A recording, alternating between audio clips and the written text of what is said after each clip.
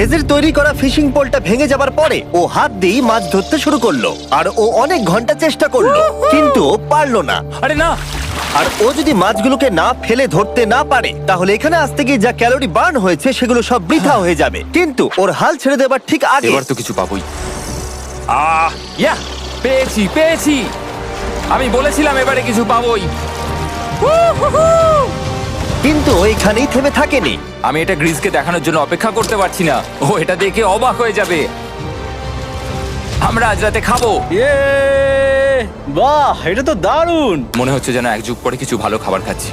কিন্তু সেই সময় আমি ওদের জন্য একটা অফার তৈরি করেছিলাম যেটা ওরা রিফিউজ করতে পারবে না। আজকে 40 নম্বর দিন আর ওরা $3,40,000 জিতে নিয়েছে। তাই ওদের জন্য একটা দারুণ অফার আমার কাছে রয়েছে। $10,000 দিয়ে আশা করি তোমাদের ভালো লাগবে। তোমরা ওয়াইফদের দেখতে পাবে, এমনকি ওরা এখনো তোমাদেরকে দেখছে।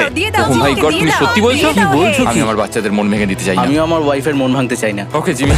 Yes! Yes! Oh!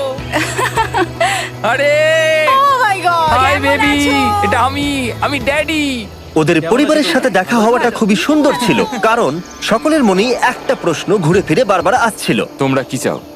আমরা কতদিন এখানে থাকবো? আমি চাই তুমি এক্ষুনি বাড়ি চলো, সেটাই ভালো হবে। আমি জানি তুমি বলবে বাড়ি ফিরে যেতে, কিন্তু সেটা কি সত্যি প্রয়োজন? হ্যাঁ, এদের তোমাকে প্রয়োজন। তোমার সদ্যজাত ছেলের তোমাকে প্রয়োজন। কে কি বললো সেটা নিয়ে আমার কোনো যায় আসে না। তুমি অনেক টাকা জিতে ফেলেছো, এখন বাড়ি চলো।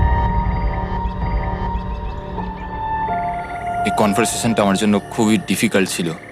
কালকের দিনটা যদিও আমার কাছে খুবই ভালো একটা দিন ছিল। আমি যাদের যাদের ভালোবাসি তারা সকলে এখানে ছিল। আমার ফ্যামিলি, আমার স্ত্রী, আমার বাচ্চারা, আমার বন্ধু গ্রিস। এটা একটা বড় গিফটের মতো ছিল আমার কাছে, কিন্তু তারা এখন চলে গেছে।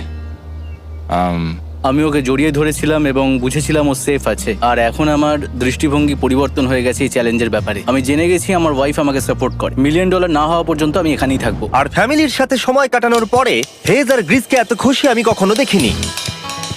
Hey there, Greece, Greece, Greece. Hey there, Greece, আরে Greece, এদিকে Greece. দেখো একবার। আক্রমণ! কিছু মাছ গ্রিল করা যাক। দেখো এটা দারুণ। তারপরে এমন কিছু হলো যেটা ওরা আশাই করেনি। Oh! $4 লাখ। এখন ওদের দেখে মনে হচ্ছিল ওদের মাথা কাজ করছিল না। এখন আমরা আর কোনো কিছু নিয়ে ভাবছি না, আমরা শুধু এখন টাকা নিয়ে ভাবছি। ওরা খুবই উৎসাহী ছিল, কিন্তু ওদের সামনে একটা সমস্যা এখনো ছিল। ওদের নদীতে মাছ ধরতে যাওয়ার জন্য এই বিশাল জলাশয়টাকে পেরোতে হতো। কিন্তু ওদের কাছে একটা বোট থাকলে ওরা সহজেই এখান দিয়ে ভেসে নদীর কাছে যেতে পারতো। আমি একটা বোট তৈরি করছি। প্ল্যানটা হলো লাঠি দিয়ে একটা ফ্রেম তৈরি করা, নিচেই প্যারাশুটটাকে আটকে দেওয়া, যাতে পুরো জিনিসটা ভেসে থাকে। আমার এই বোটটাকে দেখে খুব একটা কনফিডেন্স ফিল হচ্ছে না। এই জলাশয়টাকে যদি আমরা এই বোটে